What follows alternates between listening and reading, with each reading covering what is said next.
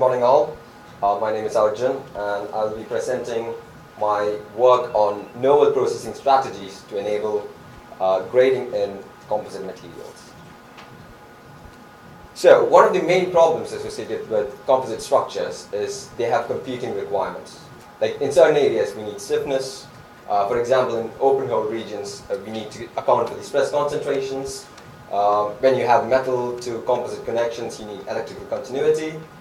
And in literature, one of the most common techniques has been to use grading. And it has been achieved in CMCs, metal matrix composites, and even in polymer nanocomposites. So my project basically focuses on achieving this in continuous fiber polymer composites.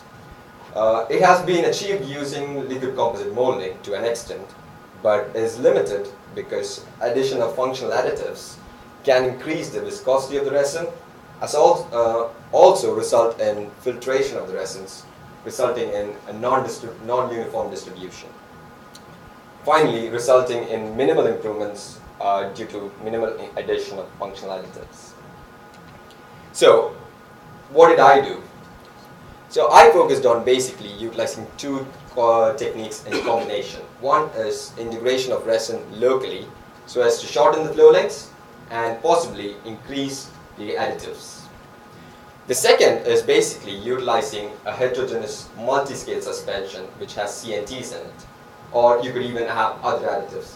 In my case, I utilized a cryomill CNT, which I'll discuss in detail now.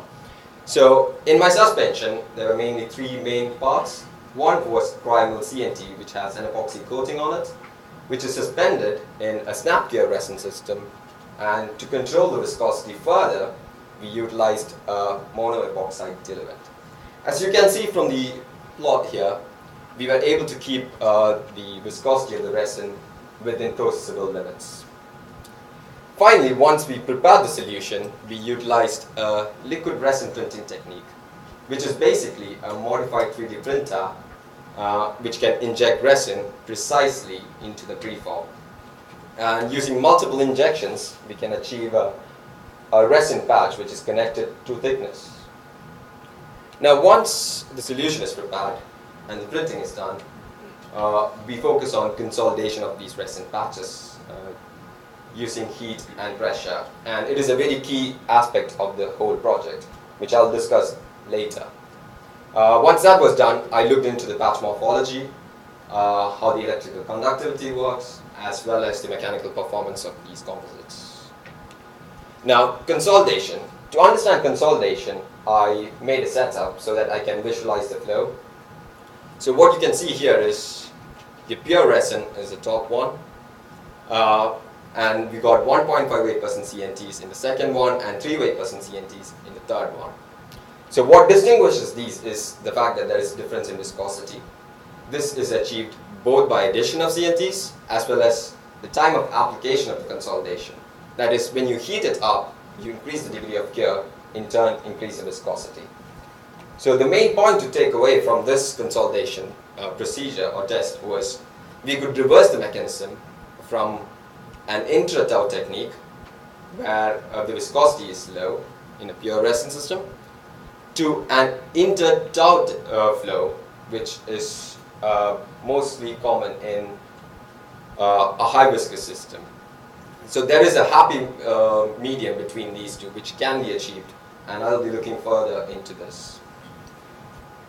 Now, once these patterns were made, I realized that you could actually grade the electrical conductivity based on the time of application of the consolidation. So if you look at this plot, you can see that you can achieve a uniform electrical conductivity, or you can achieve a graded conductivity based on the viscosity of the system and the consolidation parameters. And we were able to achieve almost 1 Siemens per meter, which is useful for inductive curing resin systems like repair. And it was also interesting to note that in open hole tension samples, we could increase the strain to failure by 17% and also the strength by 24%.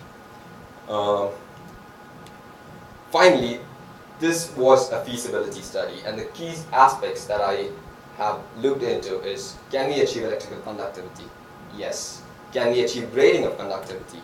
Yes. And a happy byproduct was that we could actually improve the mechanical performance as well.